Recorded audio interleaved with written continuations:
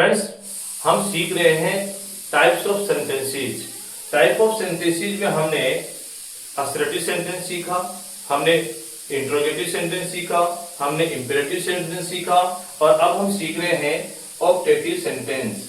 Optative sentence का मतलब होता है इच्छार्थ वाक्य, ऐसे वाक्य जिनमें आप किसी इच्छा को जाहिर करने के बारे में बात कर रहे हैं।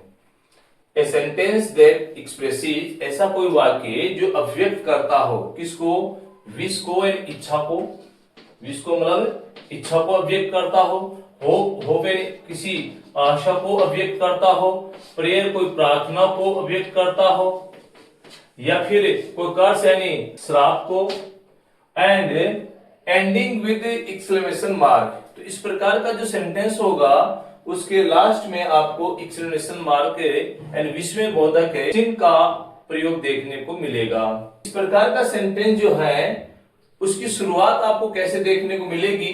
तो it starts with may, wish, let, या कई बार आपको फिक्स्ड एक्सप्रेशंस भी देखने को मिलती हैं, निश्चित अभिव्यक्तियां भी देखने को मिलती हैं। चलिए हम इसके एग्जांपल्स देखते हैं। मे यू लिव लॉन्ग, पहला एग्जांपल है मे यू लिव लॉन्ग। हम कामना करते हैं कि आपकी उम्र लंबी हो, आप दीर्घायु बने यानी दीर्घायु हो। मे गॉड ब्लेस यू, ईश्वर आपको आशीष दे। Wish you a happy birthday, आप किसी को जब बर्थडे विश करते हैं तो आप बोलते हैं wish you a happy birthday.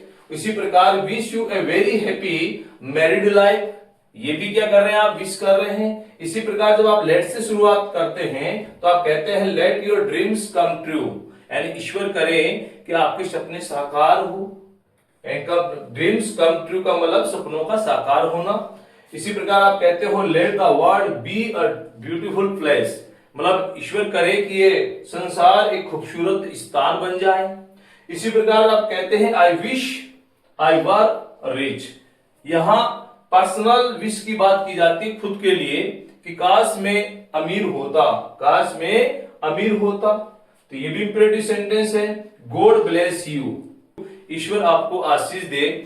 यहां पर भी ये ऑप्टेटिव सेंटेंस है। हैप्पी बर्थडे किसी को बोलते हैं, ऑल द बेस्ट किसी को कहते हैं। तो ये तमाम प्रकार के फिक्स्ड एक्सप्रेशंस को दिखाने वाले या बताने वाले ये सेंटेंसेस हैं जो अपने आप में ऑप्टेटिव सेंटेंस कहलाते हैं। और नेक्स्ट हम देखते हैं एक्सक्लेमेटरी सेंटेंस। एक्सक्लेमेटरी सेंटेंस का मतलब होता है विस्मयबोधक वाक्य, ऐसा वाक्य जिसमें आश्चर्य हो, विस्मय हो।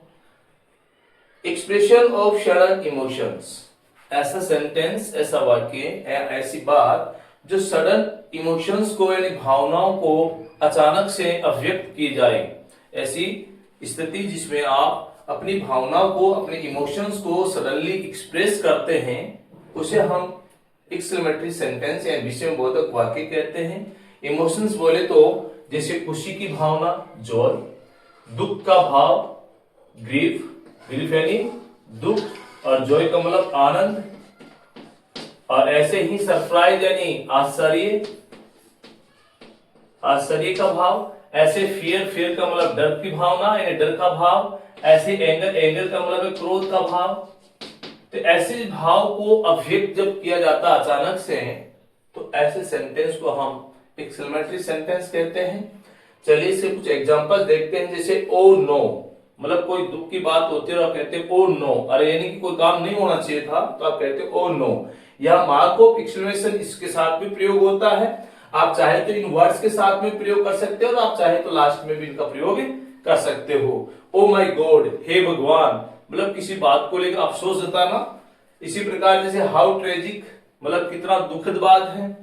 वाओ यू डिड इट, आप किसी की प्रशंसा कर रहे हो और कह रहे हैं अरे वाओ, आश्चर्य हुआ आपको कि किसी ने कोई काम किया, तो उसके लिए कह रहे हैं वाओ यू डिड इट।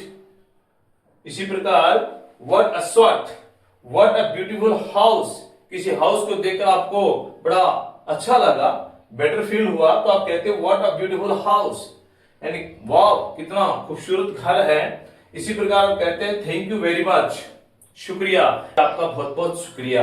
इसी प्रकार आप कहते हैं व्हाट अ पीटी, किसी डिस्गस्टेड सीन को देखकर, किसी दुखद दृश्य को देखकर आपको लगता है अरे अरे कैसा ये दृश्य है, अर्थात कितनी दुख की बात है, कितनी दयनीय बात है। इसी प्रकार ओ हाउ लवली इट लुक्स, यानी किसी चीज को देखकर, किसी खूबसूरती को देखकर आप कहते हैं कितनी अच्छी लगती है। हाउ स्वीट ऑफ यू, तुम कितने प्यारे हो, यानी तुम कितने प्यारे लगते हो या तुम्हारा व्यवहार कितना प्यारा है, तो उसे भी अभिव्यक्त करने के लिए आप एक्सक्लेमेटरी सेंटेंस का प्रयोग करते हैं, यानी तुरंत आप अपने इमोशंस को एक्सप्रेस कर रहे होते हैं। इसी प्रकार है ब्रेवो, इसी प्रकार ब्रेवो यानी शाबाश, you have one the match, किसी ने मैच जीता, जिस बच्चे खेलते हैं, प्लेयर खेलते हैं और उन्होंने किसी मैच को जीता, तो आप शाबाशी देने के लिए आप क्या कहते हैं, ब्रेवो, शाबाश, you have one the match. और इस प्रकार से बेसिक इंग्लिश में टाइप्स ऑफ सेंटेंसेस जो 5 प्रकार के हमने पढ़ना शुरू किया था, ये 5वां टाइप है। और नेक्स्ट बेसिक इंग्लिश में जो अगली कड़ी है वो हम नेक्स्ट वीडियो में देखेंगे। इस बेसिक इंग्लिश की जो पहले की जो क्लासें हैं, आप प्लेलिस्ट में बेसिक इंग्लिश वाले चैप्टर में जाकर आप देखिएगा और 1 बाय 1 करके इन्हें समझिए। Thanks for watching.